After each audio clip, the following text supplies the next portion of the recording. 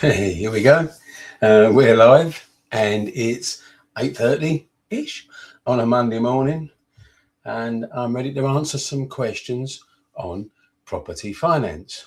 So this is the drill, really. You jump on and you ask some questions and I'll answer them.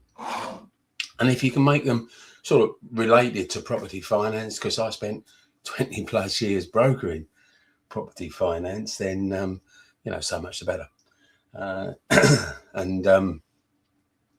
Yeah, there we are. So that's what we do. We do it on a Monday morning, and apart from bank holidays and all of that sort of thing. So hey, what do you want to know?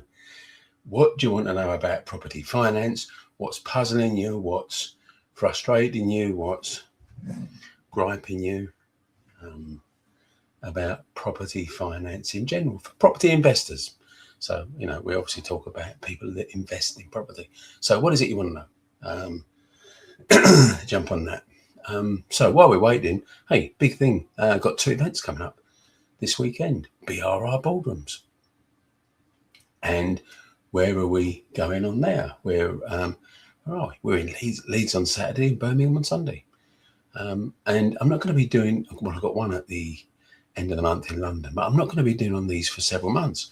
Might not actually do any before the summer. So if you're thinking about, you want to spend a day working out exactly what you need to be doing with BRR, well, book in, because you won't get another chance to do this style of event for several months. So what happens on a BRR boardroom? Well, small group of people, maximum 10 places, and I really drill down onto the minutiae of what makes buy, refurb, refinance the most powerful concept in property. It's the only way you can build a whole portfolio with a single pot of cash. And I wrote a book about that as well, Buy, Refurb, Refinance. Check it out on Amazon. So BRR Boardroom. We got 2 pre-event Zoom sessions this in 2 evenings this week. So we'll be jumping on one evening doing a BRR deal finder. I'll show you where all the really good deals are on Rightmove and Zoopla, and people can't see them half the time because they're looking in the wrong way. Not looking in the wrong place, they're just looking in the wrong way. So we'll do that, and then whatever you find, we'll analyse it a couple of nights later with the BRR deal clinic. So I'll evaluate its suitability for buy, refurb, refinance. There we are. And I've brokered hundreds of buy, refurb, refinance deals. So I know what I'm talking about. So questions. What do you got? On the black coffee this morning. Look at that. There we are. Fancy that for a change. So what do you want to know? Interested in coming on one of those boardrooms, either this weekend or next weekend in Heathrow? Then there you go. brrboardroom.com. Just go down there. And that's pretty much my focus this week. Doing a lot of prep work back in the office this week, preparing for some stuff that's happening in the next 2 or 3 months. So there we are. So strategic stuff we're talking about this week and last week. Did a lot on strategic stuff. There we are. Good. So got a question? If you got a question, that'd be great. If you haven't, well, it's going to be a short Q&A, isn't it? Because, hey guys, I need your question to be doing that.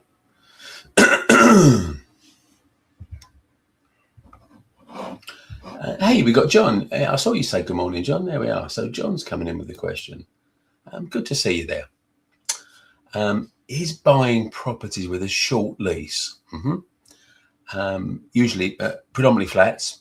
There's a few houses around, but it's almost all flats, a leasehold. It's got a short lease. What would a short lease be? Well, that depends which lender you talk to, because some lenders consider anything less than 85 years to be a short lease, but most of them are lower than that, and very few of them want to get involved if it's sort of 50 years or less. And they are a problem because they become a cash buyer only property.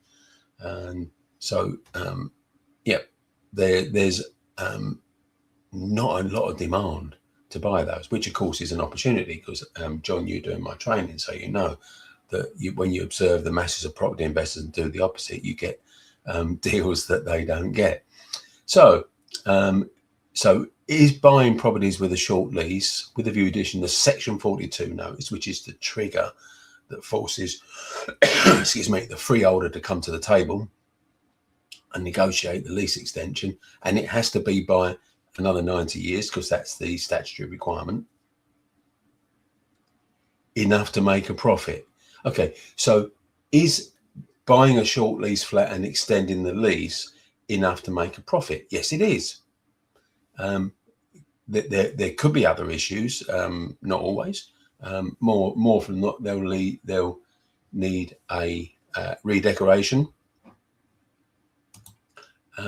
Issues like being in need of severe redecoration. Well, it wouldn't need to be severe because the main issue is not the decoration, it's the lease. If you're solving the lease, John, you can buy ones, and there are some that are really nice condition. So you can't refurb something that doesn't need refurbing. So you just extend the lease. So yeah, all you've got to do is work out the cost of extending the lease plus the legals to go with it. And if you look back into my one of my training modules, you'll see that I take you right through that process of how to extend a lease and how to price up extending a lease. So it's complex, which again puts people off. People, if you don't understand it, you're not going to be buying a short lease flat. That's a fact. Which, of course, where no one's buying, there's an opportunity to buy at the right price, and that's the critical thing. So going back to your question, John, can you make a profit out of buying short leases flats? Yes, as long as you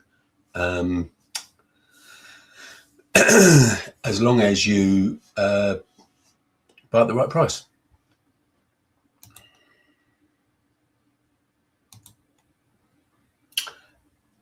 I wonder if it's worth waiting for the new legislation. Well, that's a good question, you see. Funny enough, I was talking about this at the weekend. Now, that legislation was passed 18 months ago in June 2024. It was the last act of the outgoing government, literally the last act. They put that on the statute book and then dissolved. I was going to say abandoned, but that wasn't the right word, really. Dissolved Parliament, and we had the election.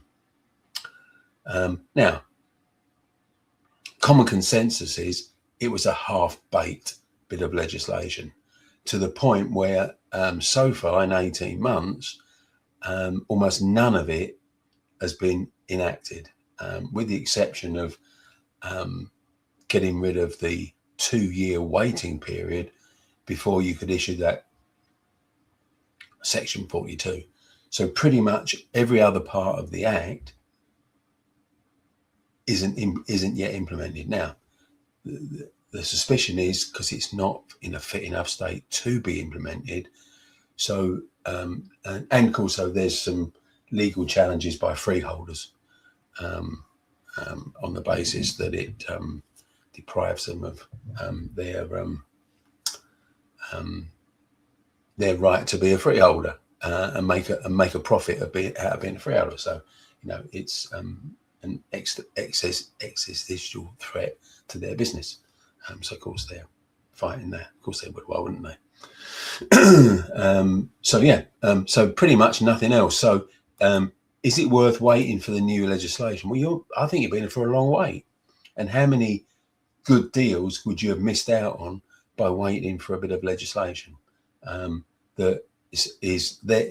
If it could be implemented, why wouldn't it be implemented by now? 18 months, that's long enough to implement most bits of legislation, you'd have thought. 2-year waiting period was a silly law. Well, there was obviously a reason for it at the start, whether it was for some sort of profiteering, as a prevention clause for some profiting. Don't know, but it was made sort of 30 plus years ago, wasn't it? So things have changed since then. Yeah, so that's the one thing that has changed. There we are. Someone's phoning me, so they can wait till we finish this broadcast. There we are.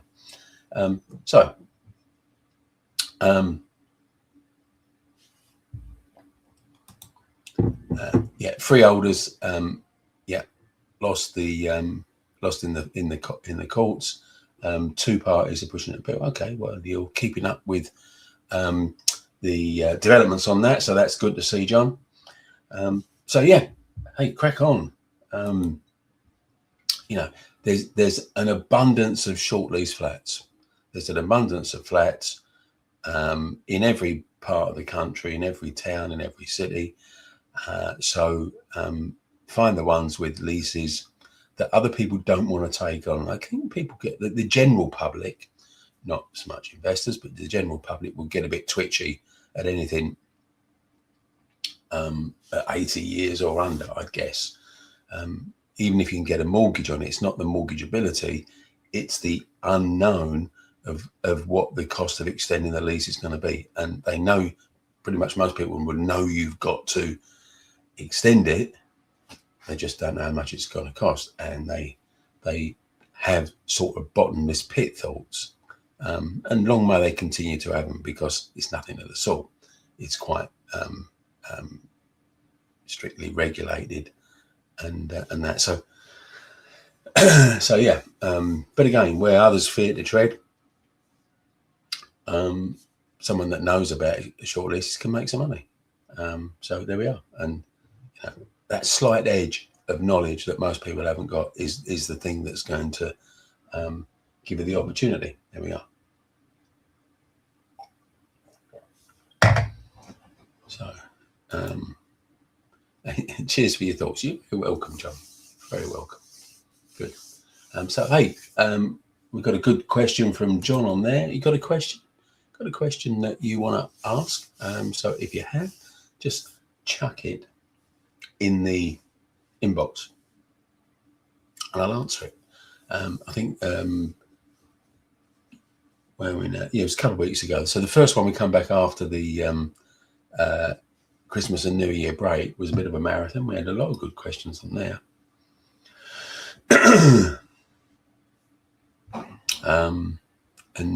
Yeah, we rattled on for quite some time. Oh, here we are. Is Aguaviva. Hello there. You were on a couple of weeks ago, or last week even, I don't know, one of the two. So hi. Are you just browsing this morning, or have you got a question? If you have, pop it in the chat and I'll answer it very happily. John's back with more comments. Separate, yeah, as an aside, separately, you explained the leasehold system to your Italian relatives. They are completely amazed. Yeah, I don't doubt that. And so would inhabitants or citizens of most other countries. It's a curious system. One might also almost say uniquely British, aren't they, John? Well. Oh, we've got Daz and Jax here. Hello, Daz and Jax, coming in through YouTube. Thanks for hooking in this morning. And mine and John's chat on short leases has perked your interest because it stimulated a follow-up question. So here we are. So following up from the short lease question, you have one, okay? Well, so have millions of others, actually. You've had it for 20 plus years. Good. It's a one-bedroom flat. 85 years remaining. Better to extend prior to sale. Well, 85 years is okay. Perfectly mortgageable. What you might want to do, I would say maybe not exchange, because you might be worrying about something that's needlessly there. It might sell. If you're going to, so I'm guessing you're going to be selling this year, Daz, are you? And Jax, you're going to be selling this year. Is that what you're asking? Look, test the market. You could do. But what you might want to do is put it on the market with the big unknown factor quantified. So what would be, in the next 3 years. Okay. So you're going to be, the pivotal point you want to make sure you extend by is before you dip below 80 years, because then the price goes up. So if you want to do it before it hits 80, then that would be good. If you're going to put it on the market, let's say in 3 years' time when you've got 82 years, if you can get a specimen quote from the freeholder and you can put that in the sales particulars. So let's say, for example, extending the lease is going to cost £22,000. Yeah. If you give that information, it removes one of the unknowns that would make sellers wary about buying a flat with 82 years on the lease. So no rush to do it, but you could afford to wait probably a year or so, at least. Yeah, there you go. Good. So thanks for your question. So any good advice for tax saving when selling a property? Well, not really, because I'm not an accountant, and accountants are qualified to tell you about tax. My history is finance, not tax. So is it possible to, e.g., is it possible to put it in a child's name? Yes. I think you're probably barking up a barren tree on that one. But if you're going to sell a property, you're going to pay, if it's not your main residence, you're going to pay capital gains tax.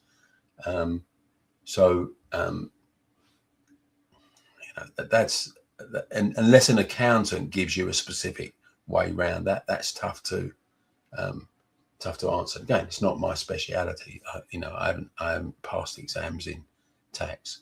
But tax exemptions would be an accountant's sphere of expertise. So I'm going to have to pass on that one. But there we are.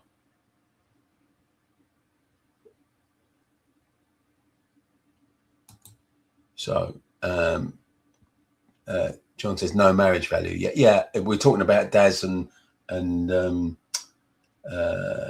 Jax. Yeah. No, the marriage value kicks in when it drops below 80, and that's where I said it. The cost jumps. Yeah.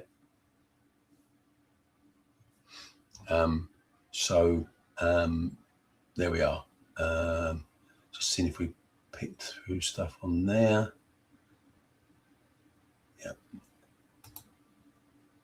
Yeah, to put it in a child's name, a trust may be needed. Yeah, but I'm not sure it would actually be tax advantageous to do so. Bit extreme, but there we are. Hey, Rob, you managed to catch one live. I know you often watch the replays, don't you? But good to see you managed to catch this one live. Okay, now Aguaviga's coming in with a really good question now. Can the flat be sold to a tenant if they don't have the money for a deposit? Yes, it can. And let me tell you how. Now, there's a number of 95% mortgages around. I'm not fully up to date with what they are now. I'm a bit out of touch with the latest things, but then we've got the guys in the brokerage, Isaac and David, that are more up to date on that if I need to know. But there are 95% mortgages now, and some people have got a 5% deposit, haven't got a 10, 15 or 20% deposit, but they've got a 5% deposit. That would work. Now, there's also a scheme that's been out at least 2 years, possibly 3, by the Skipton Building Society, and it's just a Skipton. No other lenders have piled in there. When they launched it, I think it was back in 23, around that time.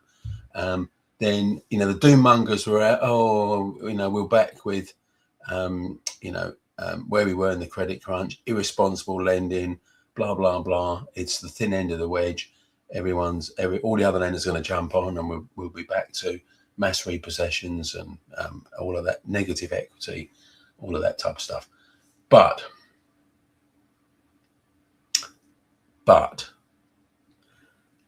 didn't happen, because they are still the only lender doing 100% mortgage where you do not need a deposit. And there's a brand name for it. I can't think exactly what it is, but it's something like the good renters mortgage. In other words, your tenant would have a few hoops to jump through. They would have to pay the rent on time every month. They would have to have a clean credit history. And essentially what this good renters mortgage with Skipton says, if you can afford the rent, you can afford the mortgage. So, and there's a logic to that. No other lender wants to follow suit on it, but there is a logic to that. If you can afford the rent, you can afford the mortgage. So they don't do it based on a multiple of income, which is the standard way of working out how much you can borrow on a main residence mortgage. They just say what you're paying rent, paying it consistently. Have you missed any? No. Are you a decent sort of person, couple, family? Well, then we'll support you and we'll give you 100% of the purchase price. So there we are.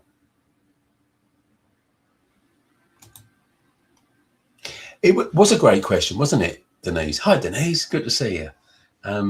Yes. So, it helps. And I think they're providing a valuable service. And I applaud them. Yeah, you're very welcome, Aguaviva. So, yeah.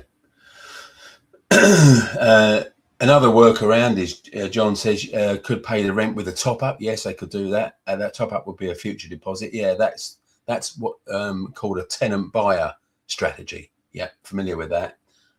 So, for example, Aguaviva, if they didn't qualify for the Skipton 100% good rent and mortgage, or whatever its actual name is, then they could actually say, well, I'll give you £200 or £300 a month on top of the rent.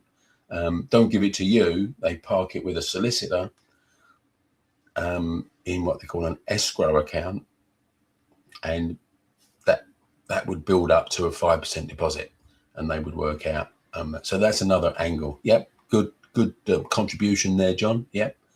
I think the Skipton's 100% mortgage is the better one. The easier one. So there we are. Good. Des and Jack's coming back with another thing. Meant to say, Kevin, love you doing these. Very generous of you. Oh, that's a nice thing to say. Thank you very much. Well, I mean, I'm sitting here in my office. I can jump on 8:30. You might say, well, 8:30 is not the most convenient time, and I would accept that maybe it isn't for a lot of people. And I might be shoving it back a bit and making them 9 o'clock. I'm just deciding whether to do that or not. But Monday morning, I mean, I could do an evening, but then, I don't know whether an evening would be better. But it's once a week. And if you like doing it, that's great. And hey, tell your mates, tell your property investor mates, hey, there's this great thing to be doing at 8:30 on a Monday morning, or whenever I choose to do it in the future, if I indeed I reschedule it. But yeah, that's really good. I'm going to come back to your question. Why no tea, John? Because I fancied a coffee this morning. There you go. I'm on the black coffee. There we are. It's it's a little bit to do with the intermittent fasting that I do. So I'm extending that a bit. There you go. So it's a little tweak of not having milk, and black coffee is better than black tea, and not having milk until later in the day. So there we are. So your keenness of observation there, John. Yeah. Right, back to Daz and Jack's question. So, second question. As an unincorporated landlord, yeah, okay, well, there's still a lot of you guys around. You've got 4 buy-to-lets in your personal name. Is it viable to buy a further 2 to give you 6 in total, and use the rule of 6? Now, rule of 6. If that's a tax question, I'm going to do a quick Google of the rule of 6, and see if anything comes up on that, because you might be familiar with that. Let's see, we've got. I'm not sure that's going to give us anything that you might want to. Lots of non-property rules of 6 coming up there, so. Give us a steer of what you're asking there, Daz and Jax, and let us know what you're trying to achieve on that. So I'm guessing it's a tax question, which again is not my area of expertise, but feel free to give us a hint. Yeah, I thought it was that multiple dwellings relief. Now, as I understand it, that was withdrawn. So you don't get multiple dwellings relief on stamp duty, I think you're looking at now. But again, stamp duty is a tax. That's an accountant's question. But I think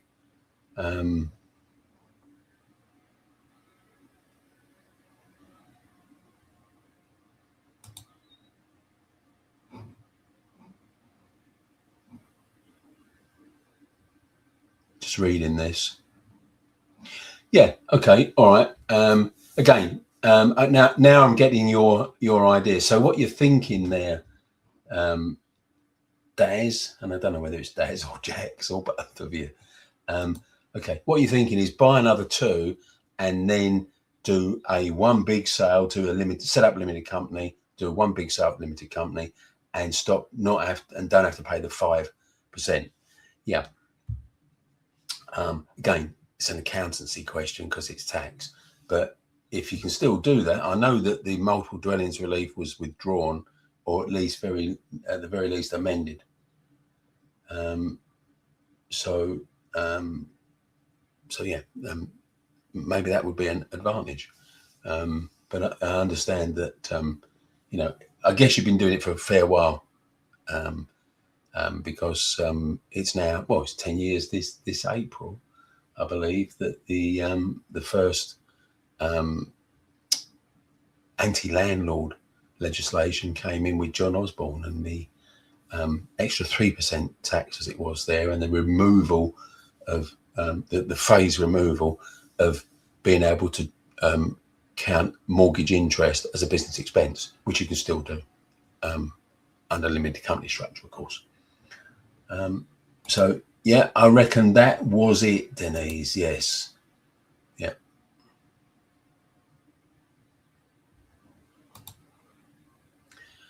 Yeah, abolish. That's my understanding. Abolish in 2024. So there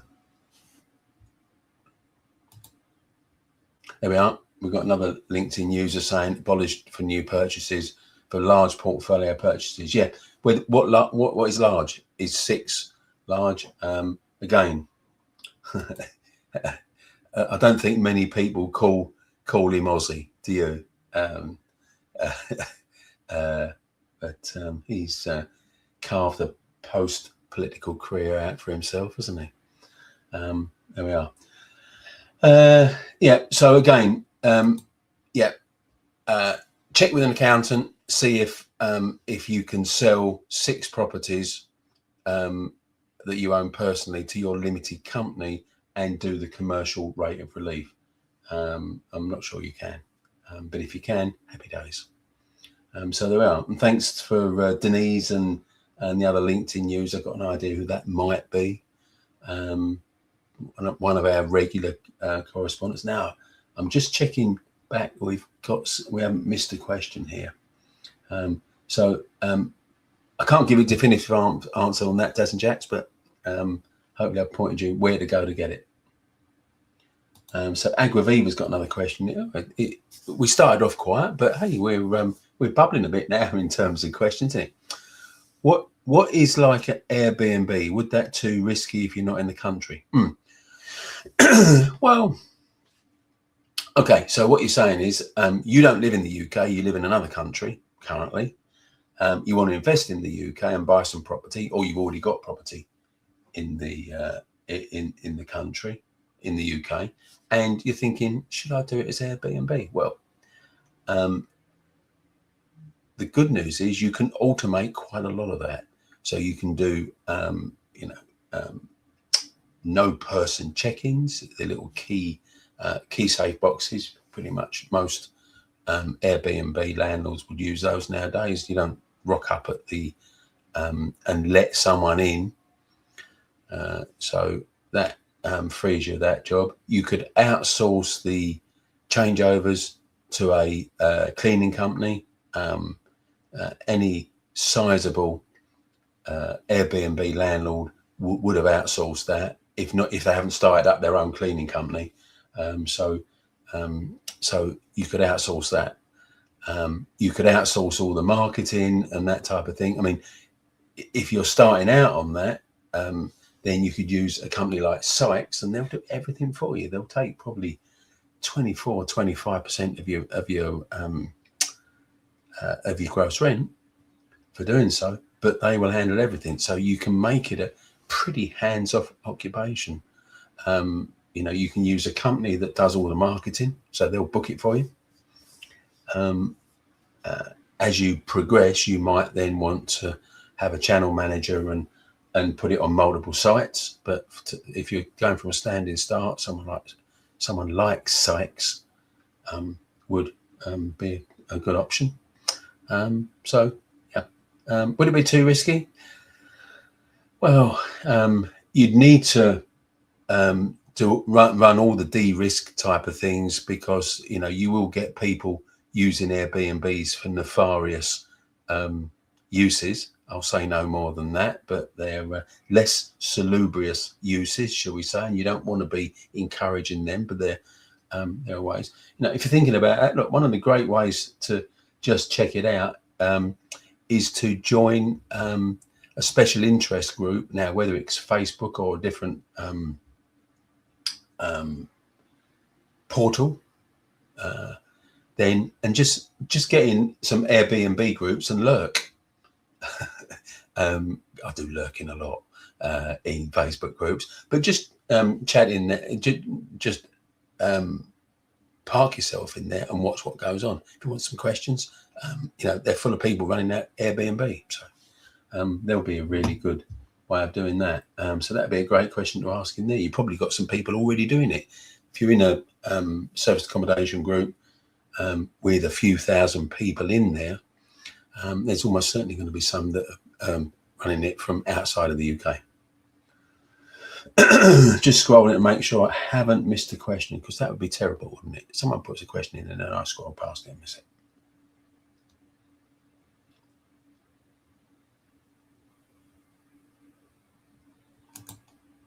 Okay, so we're back to the multiple dwellings relief. You buy 6 as one transaction, then it's classed as commercial. Yeah. So maybe it's the multiple dwellings relief was abolished, but it lives on in a revised format. Again, still say check it out with an accountant. They're the people that can tell you about tax.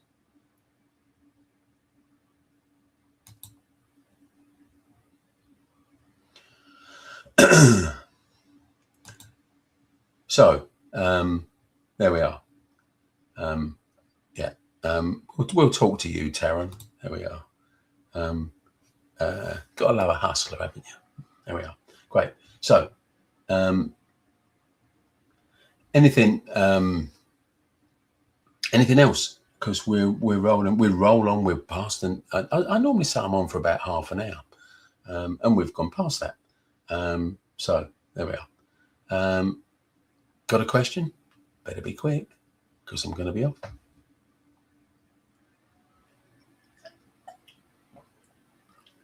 What else do you want to know? What else do you want to know? And while you're deciding, hey, are you in my?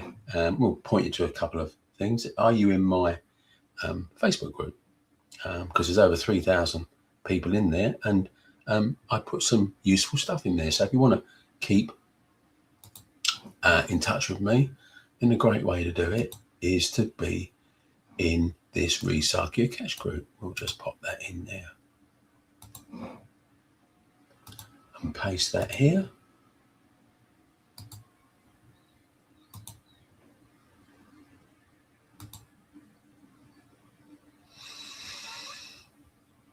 And then we'll pop in now. If you want to go on YouTube and find, you may not be coming through YouTube. You could be coming through LinkedIn, or you could be coming through another channel. So why don't you come and join that Facebook group? It's a good way of keeping in touch. Let's pop that in here. There we are. So facebook.com/groups/recycle your cash. If you want to send me a message, great way to do it is through my Facebook profile. Let me just give you that.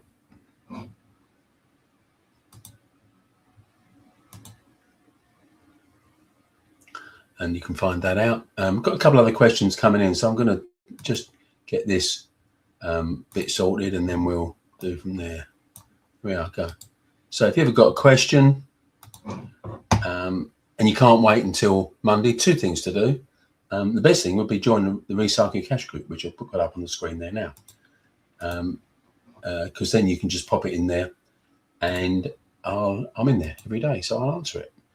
You can also, if it's a bit too private and you want something, a bit less public, because that is a public group, then you can just go to me at facebook.com Kevin Wright Property, and that's a private messaging thing. You get straight to me, and again, I'm monitoring that daily.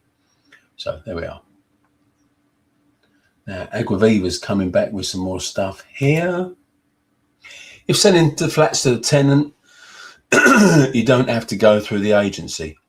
Okay, so what you're saying is, can you do a private sale? Do you have to go through an estate agent? No, don't have to go through an estate agent. Why do you use an estate agent? To find a buyer for you. You already know the buyer, so you don't need an agent to find your buyer. You've already found your buyer, so no, you don't need to go through an agent. Yeah, you appoint your solicitors. Your tenant appoints their own solicitors, and you just crack on. Yeah, good, isn't it? Well, so got a question? Need to be quick. So BRR Boardrooms, are you around in the Leeds area on Saturday or the Birmingham area on Sunday? Come along, book a ticket, brr.com. Get some pre-event evening Zoom sessions during the week. We'll really set you up for Saturday. If you're in the Leeds area, just off the M1 on the east of Leeds, near Garforth, I think it is. And if you're in the Birmingham area, we're going to be near Sutton Coldfield, so on the east side of Birmingham as well, very close to the M42. I like to try and get locations and venues close to motorways, because most people drive. I mean, you could come by train, I guess, but most people tend to drive. So, and hey, what do? I'll pay for your parking. How good is that?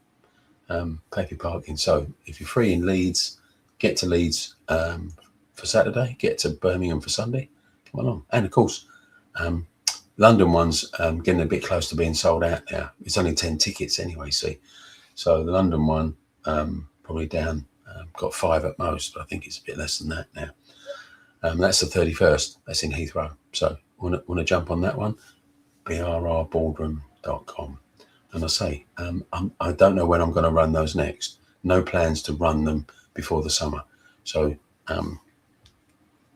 if you want to spend a day with me and really find out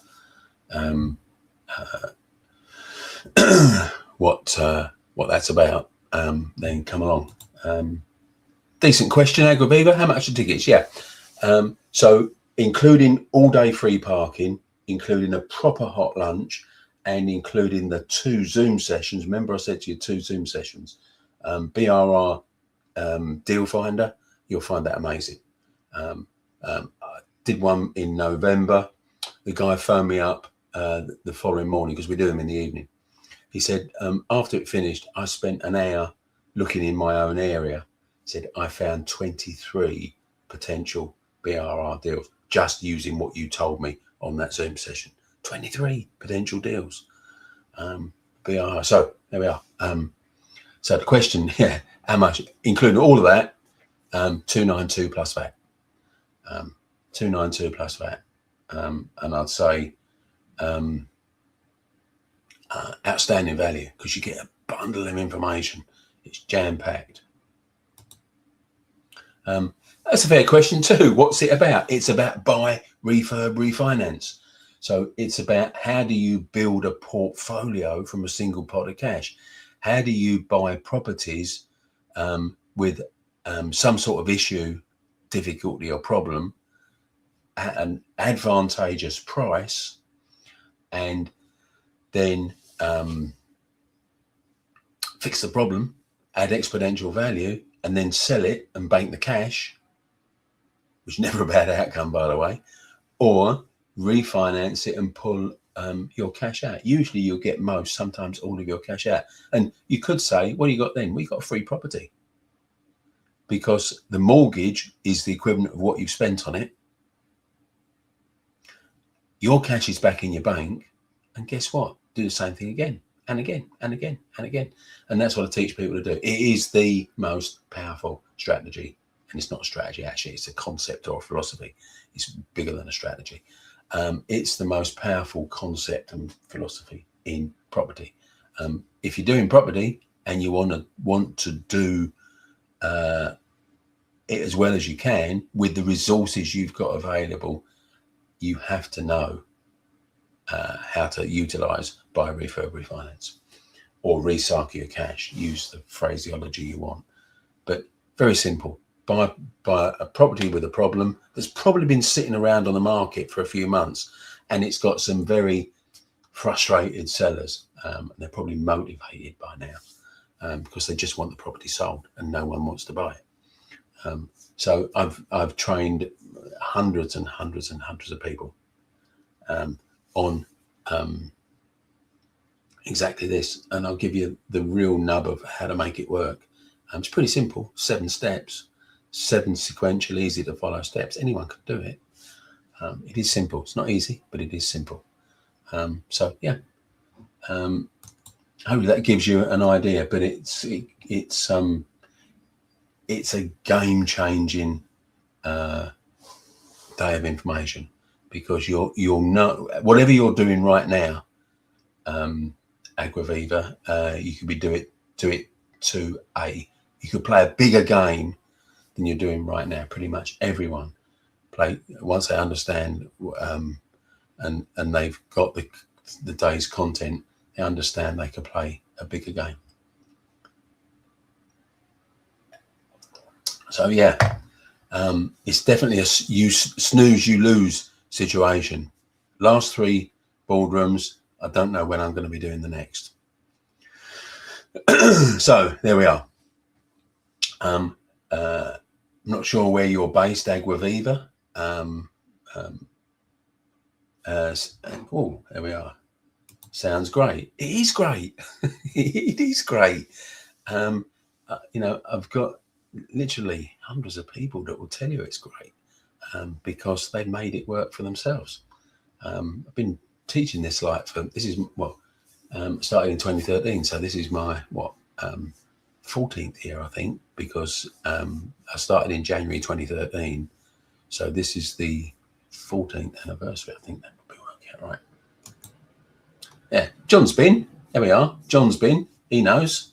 Who else has been that's chipped in today? And gone on to do more with me from there. Let's scroll back. Denise has been. She's made a very nice comment on one of my posts recently. So there we are. And thank you for that, Denise. That was really nice of you saying that. There we are. So yeah, there's a bunch of people. There we are. Denise says it's fantastic. Can't recommend it enough. You learn so much. Yeah, it's jam-packed wall-to-wall content. I do cram a lot in. So appreciate that endorsement there, Denise. So Aquaviva, yeah. Which is closest to you? Leeds, Birmingham, Heathrow, London. Yeah.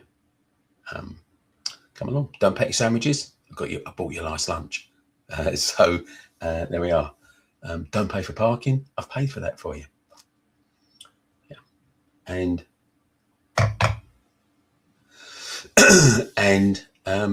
yeah, and you'll be one of maximum 10 people. We're still rolling. Here's another question. You keep asking them. I'll keep answering them. Can a flat be put to Airbnb if it's not in a great area? Technically, yes, it can. I mean, it can be put into, but the question is anyone going to rent it? So that's the question you ask yourself. Would it get bookings? Now, someone like Sykes.co.uk, who I mentioned earlier, Aquaviva, they have business development managers that will come out and look at it, and so they would probably tell you, I would suggest, whether you can actually rent it or not. Whether they would say, no, got no chance, we wouldn't take this on. We don't think you're going to get tenants here. Or maybe they would. Who knows? But that's a good resource. Yeah. You're filled up with food. Yeah, it's generous, isn't it? You could say it's generous. Yeah, there we are. That's a good question, and I'm pretty sure that's you, Mel. So mention that some mentees attend the BRNs. Yeah, so Aquaviva, I've normally got at least one or two people there that have already gone through the training, like Denise. And yeah, and hey, Denise, you want to come next Sunday to Heathrow? Come along. That's the 31st, by the way, not the 25th. Is it 25th or 24th? Whichever. It's 2 weekends. There we are. So yeah, always have at least one person that's there that's trained with me previously. And why is that? Well, they come for the refresher anyway, because it's good to refresh their knowledge. But it's always good for you to actually be able to chat to someone privately and say, is this legit? Is this what it's cracked up to be? I'm not going to spin your line. That's not my way. I'll give it to you straight down the line, and you like it or you don't like it. That's okay. And either way is fine, by the way. But yeah, because you could, just have over lunch, over coffee, have a quiet word with one of my mentees and say, how have you found it? What's it done for you? And I think that's an important thing, to do. And I can't control what they're going to say, can I? So there we are. Yeah, I thought it might be you, Mel. But there we are. Yeah, so that's really good. Yeah. There's always someone there you can speak to that's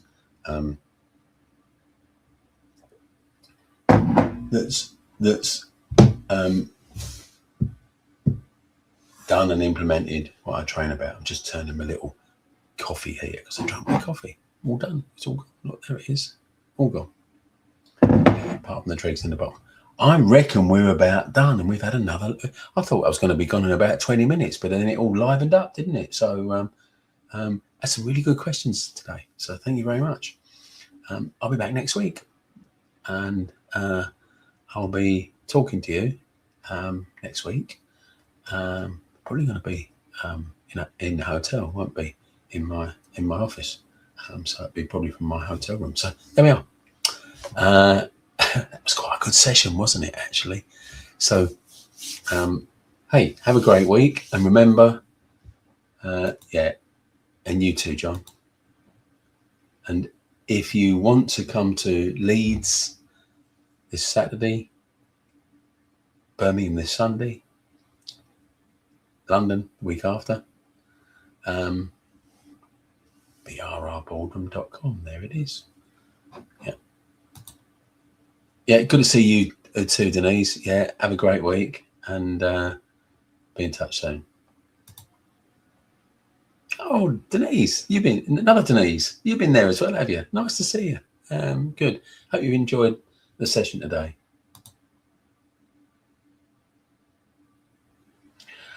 Sinbad Co. See, you got in there just in time, and I'm not going to leave without answering your question. Thanks for sharing your knowledge with us. My pleasure. It really is absolute pleasure. I love just doing this and just sharing. And hey, look, it's good karma, isn't it? Good karma. Question is, can you fund the BRR deal completely with loans? Yes, you can. You absolutely can. Now, you don't fund BRR deals with mortgages, because the best BRR, buy, refurb, refinance deals are the ones you can't get mortgages on because of the problem. The problem stops you getting a mortgage. That's the critical fact. You're going to learn this at the BRR Boardrooms. One of the biggest things you learn. So you look to do it not with mortgages, use different types of finance. And they don't mind if you borrow the deposit. Mortgage lenders hate you borrow the deposit. They won't let you do it. But other types of finance will let you do it. So there we are. Good. So there we are. And hey, Sinbad, can you get to Leeds on Saturday, Birmingham on Sunday, or Heathrow Sunday week on the 31st? Because I'll tell you exactly how you can do it. And I'll also tell you how to get more loans than you can get right now. I've got a strategy for that. So yeah, you can fund it completely with loans. Yeah. Oh, it's still the same one. I thought it was a different one. There we go. Yeah. So yes, you can. Brilliant, isn't it? It's brilliant. So there we are. If you're watching this and you're watching it live, or you're watching the replay, and I might be seeing you this weekend or next weekend. That'd be nice. There we go.